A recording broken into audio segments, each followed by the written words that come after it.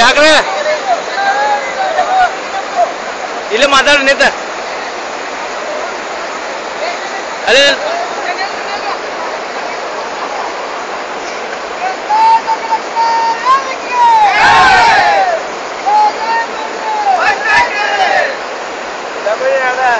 ತಮಿಳುನಾಡಿಗೆ 9,000 ಕ್ಯೂಸೆಕ್ಸ್ ಅನ್ನು ನೀರು ಬಿಟ್ಟಿದ್ದು ಕರ್ನಾಟಕ ರಕ್ಷಣೆಗೆ ಖಂಡನೆ ಮಾಡ್ತಾ ಇದೆ.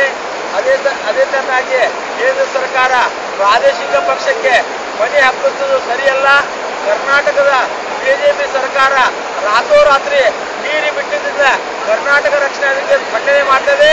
ಅದೇ ರೀತಿಯಾಗಿ ಏನು ಇವತ್ತು ಕಾವೇರಿ ಹೋರಾಟ ಬಗ್ಗೆ ಯಾವುದೊಂದು ಸಂಸದರಾಗಲಿ ಅದ ಕೇಂದ್ರದ ಮಂತ್ರಿಗಳಾಗಲಿ ಈ ಬಗ್ಗೆ ಸರ್ಕಾರ ಎತ್ತಾ ಇಲ್ಲ.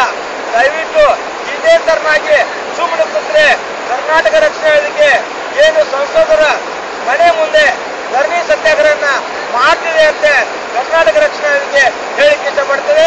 ಜೈ ಹಿಂದ್, ಜೈ ಕರ್ನಾಟಕ. ನಮ್ಮದು